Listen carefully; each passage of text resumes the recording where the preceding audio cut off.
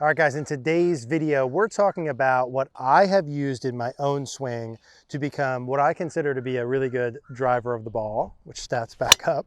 What I used in a recent lesson with a student of mine that helped him go from about 240, 250 yard weak fades to the right to 280, 290 yard strong draws down the middle that he's been sending me texts about.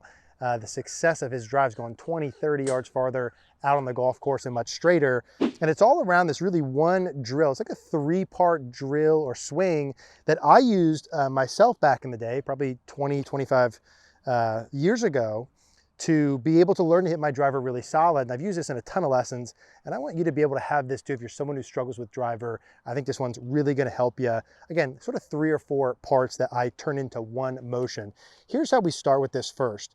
With driver, okay, to hit your driver successful, getting the club head to work into the ball from low and inside is always going to be a good idea. Getting the driver into the ball from high and outside is always going to be a bad idea.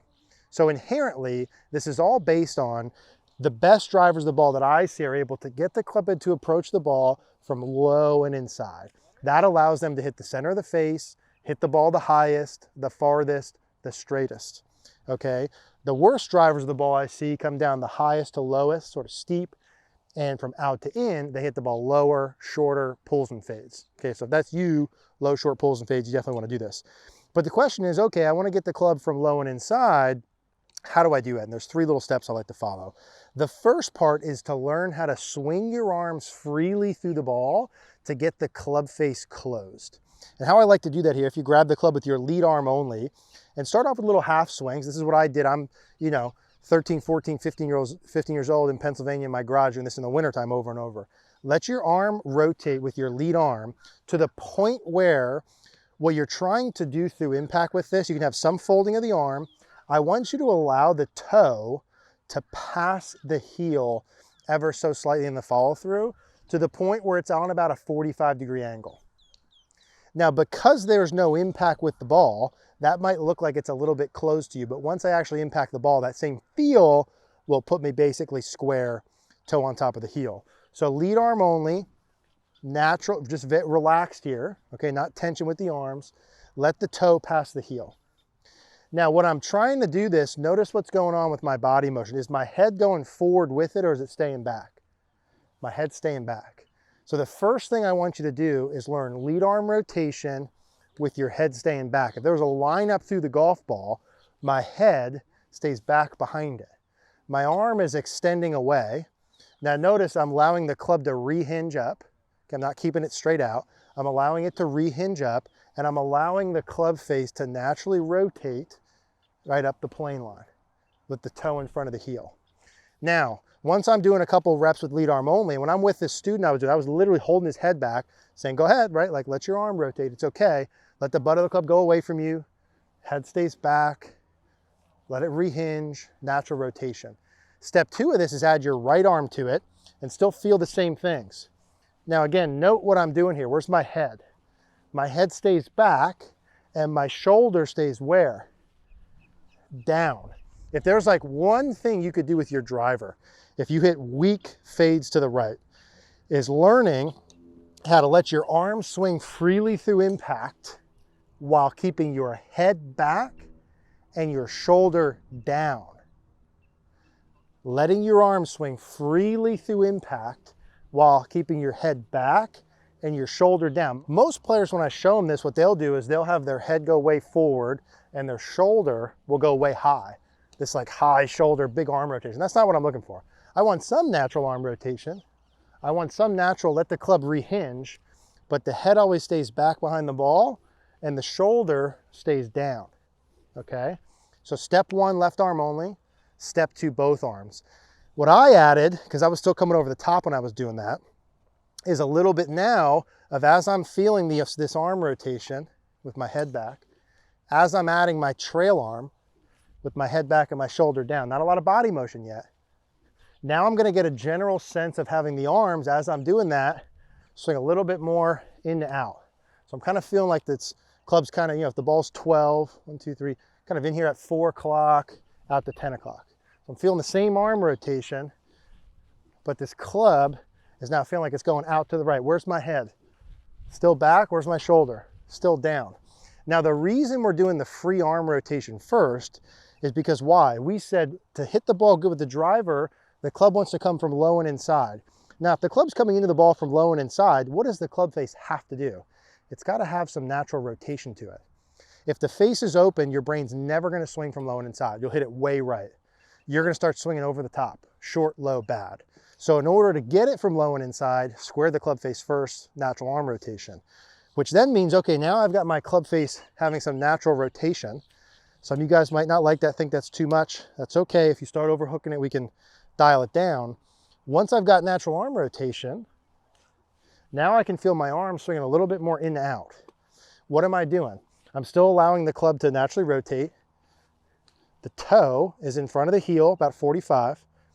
I'm allowing the club to rehinge, right? I'm not keeping it straight out. I'm allowing it to rehinge.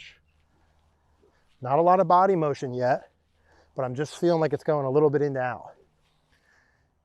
The reason I want to feel my arms go in and out is because as soon as I start to add my body turn to it, my arms that were once swinging like this, if I took my body out, as soon as I add body rotation, now what?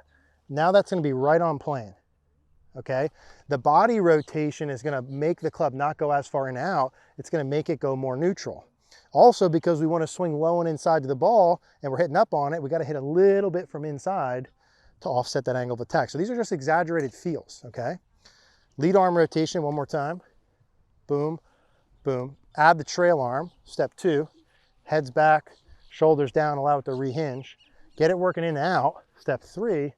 Now I'm going to add some body motion. Add some body motion. What I start to do is I'll start to turn my body back a little bit on the way back and start to turn my body through. I'm still swinging this kind of half swing. So the arms are rotating. The arms are feeling like they're swinging in and out, and my body's turning. And if you've ever golfed with me, you'll note like this is what I do still today in my pre-shot routine. I feel this, body turns back. As my body's turning through, my arms are having some natural rotation and rehinging. It's a free arm swing. I'm letting the face close to the path, and I'm having the arms feel a little bit in and out because I know as soon as I go real and I get in there, that's going to be able to neutralize. Worst case scenario, if you overdo these things, is you overdraw the ball to the left. Now I've been golfing, okay, for like 25 years. I've given tons of lessons. You know how many golfers that I work with that hit their driver high, far, and overdraw? Like 1%, okay?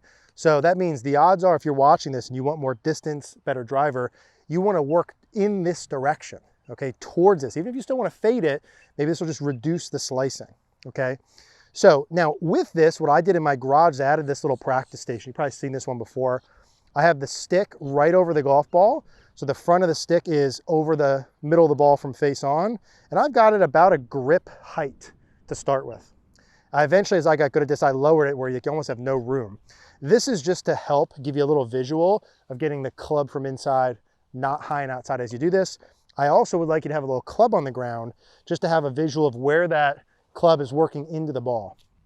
So in your pre-shot routines as you're doing this, let's assume you've done a little bit of this first, right? Lead arm, add that trail arm, get the arm swinging a little bit in and out, let the toe pass the heel. I'm adding some natural rehinging, some natural arm rotation. I'm allowing this arm to fold. I'm not chicken winging this way.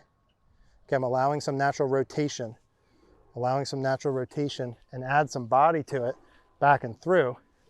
So now when I hit, when I look down my target line, and I've got this little line kind of as my launch direction, I'm imagining the club working from inside, launching slightly right of that and drawing slightly to the left. And I've used these feels to where like in the beginning, I actually drew my driver quite a bit. Now I use some of these just to hit it fairly straight. It just prevents an overfade. So now I'm trying to hit and take those same feels, right? Take those same feels through impact, get the club working from inside, natural arm rotation, right? My head and shoulder obviously are going to stay back as I do this. And that would look something like that. That ball launches down the right center of the fairway. That ball probably drew, I don't know, maybe 5 yards to the left. And I had those same sort of sensations that gave me that ball flight pattern that I wanted. So as I'm hitting here, what I really want to do, and what I do with the student of mine, I told him, hey, put this in your pre-shot routine. Like behind the ball back here is fine. Feel this once or twice. You know, take the club back just hip high. Feel the arms rotating. Head stays back. I'm trying to get the club head as far away from me as possible without my head going forward and without my shoulder going up. Remember, this arm rotation is not this. That's not what I'm looking for. That's going to cause you low point issues, contact issues. The head stays back, the shoulder stays down, the arms have natural rotation, and then I'm just adding my chest and body turning back and through. And you might need to feel this. Like if you're someone who curves it, slices it 30 yards to the right, you might need to feel this. You might still hit like a 10-yard fade, but you might need to feel this amount just to have that 10-yard fade. That's okay. It doesn't need to draw. You would just fade it less. So same sort of feels. Head back, shoulder down, natural arm rotation through the hit. And there's the same sort of thing. So that one I actually overdrew a little bit. That probably started just left of center and drew like just into the left rough. And that's the goal here. Like when you're hitting your driver, that ball went high, far, and had a pretty solid draw to it. Now, if you're the like 1 out of 10 conservatively of people that I've met over the past 20 years or so that already overdraws your driver, then you don't need to do as much of the arm rotation piece. Okay, you don't need to do that part as much. I would still feel the arms going away, the head staying back, the shoulder down. I'd still swing from inside this. I would just be a little bit less aggressive with the arm rotation and just keep that toe right on top or even slightly right of the heel. Totally fine with that. But if you're still missing to the right, you need to do these things the most. And if you're doing this and you feel like you're really doing it a lot and the ball's still missing right, you got an issue earlier on. You got to check that. Send it to cogornogolf.com, come see us in person, something. But same feels here, right? Lead arm only, arm rotation. Club head's far away from me, head's back. I'm allowing it to rehinge, allowing the face to naturally rotate closed. Add my trail arm. Same thing, really key that the head stays back and shoulder stays down. Have I said that yet? Arms rotating. Kick that path a little bit to the right now as you do it. What a good driver drill this is. And then add some body, back, through. I'm not sure that there's any golfer in the world who wouldn't benefit from this. This is exactly what I did with my driver. It is the strongest part of my game, has been my whole life. Like as I get farther from the hole, I get better when I go play. Driver's always my best club. Same feels. And same sort of thing. So that ball's starting down kind of the right part of the fairway, drawing down the left edge. I'm just going to do one more, but these are the feels that you want to have. Arms, free arm swing to square the face. Remember, swinging from low and inside is good. Free arm swing to square the face. Add the arms to the right, add the body. Same sort of thing. Launching it a little bit right, having it draw back. Really feeling the head back, the arms rotating and rehinging and just adding the body to it. Same sort of feels. Same thing, big high bomb draw, starts down the right edge of the fairway, curves back to the center. And that's what I'm looking for with this, right? Like there's a lot of pieces to the swing, but if you can get these big picture macro things right, you want to get the same ball flight pattern going over and over and know how to fix your misses. So object over the ball, object from inside, swing the club head from inside, use that little drill. It's what I've used forever. It's what my student gained 20, 30 yards on. I'm going to use this for the rest of my life. I hope you do too. Any question on this stuff, leave us a comment down below. Appreciate you watching. If you click that little like button, helps us out. Maybe send it to a friend. Thanks for being here with us.